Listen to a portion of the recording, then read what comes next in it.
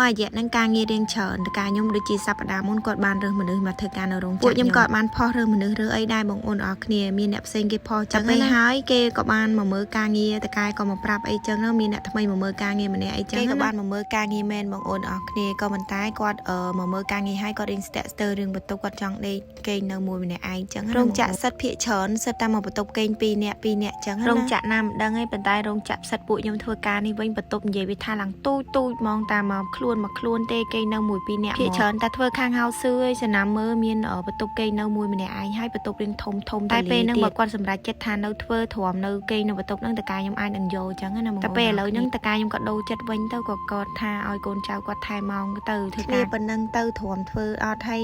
ការងាររងថ្ងៃការងារច្រើនបើពីណាគេថាហត់លើកដៃមកគាត់សញ្ញេចេញគាត់ប៉ុណ្ណេចឹងណាបងប្អូនអរគ្នាអើយវាសពនិយាយហ្មងតកាការងារគេរោងចក្រនៅចិត្តហ្នឹងអត់សូវមានការងារធ្វើឯខែក្តៅឬខាងគេចេញលឿនអត់ហេតុអីទៅរោងចក្រការងារថែម៉ោងដល់កភ្នែកកូនចៅដូចខ្មោចអីនិយាយមកនិយាយនេះមិននិយាយថាអួតការកន្លែងការងារអីម៉ោងថែមច្រើនអីណាណោះខ្ញុំចង់មកនិយាយរឿងពេល